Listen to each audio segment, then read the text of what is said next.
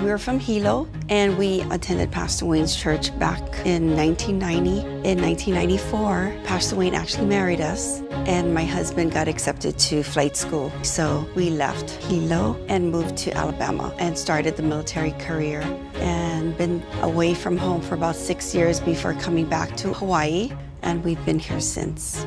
So I have 3 boys. My oldest son is Blaze, and he's 26. He's a father of 2, so I've got 2 more boys in our home.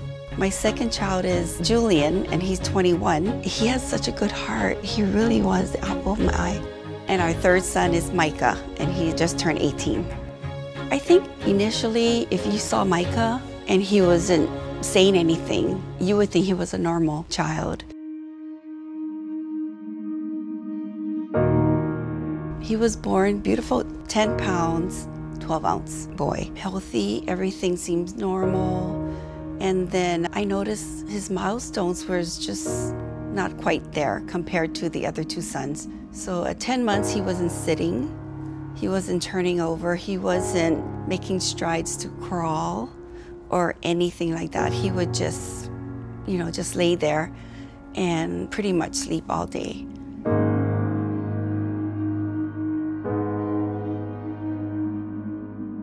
I remember feeling like, oh my gosh, something's wrong. Something's wrong with my son. So they gave him a diagnosis of global development disorder, which means globally, all over, he was delayed. And that really didn't tell us, anything except that he needed therapy every day. And then we got here in 2000, and he was about 4, and the schools thought he was mentally retarded. And so thank God they did send us to a psychiatrist who had an eye for autism. And he said, this child is not MR, he's autistic. And so he's diagnosed with severe autism.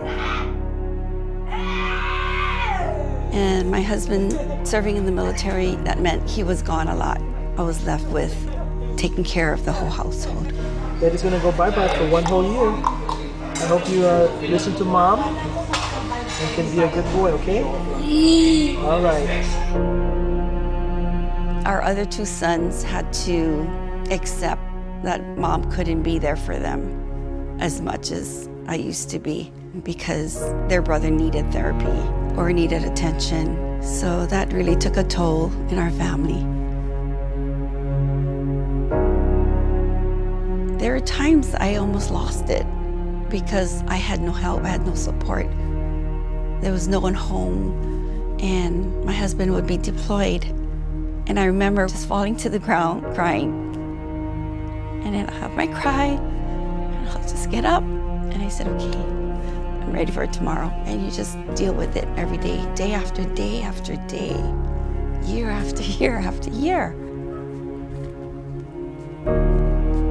We always prayed, we always went to church, we trusted the Lord with everything, and still you go through a period of why did this happen? And then you go through the phases of guilt, like maybe it's something I did. You have to go through that process of getting there to really understanding God didn't give him to us to hurt us. He trusted us. And I really believe that he trusted us with him.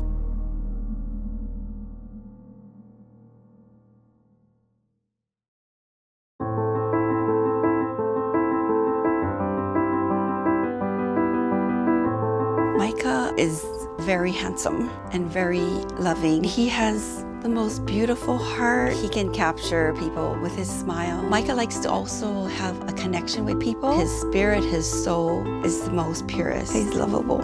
I love him so much. God gives you what you can handle, and I believe that he thinks we can handle a lot. And that's something we really hung on to. Like, okay, Lord, you really trust us to take care of Micah. The Lord has really been my strength. I could not have done it without him because I had no one else to rely on but him. And I really have to thank my husband because he had a positive attitude from the start. And through his positive outlook, that helped me to really accept our circumstances. They've made us better from what we were, how we thought, how we loved. You know, sometimes we love because they're good, but through this, you love them even if they're not, or even if they're giving you a hard day, you can still love them. And it's not their fault, really, you know. And so that's the biggest thing I've learned, is to love no matter what.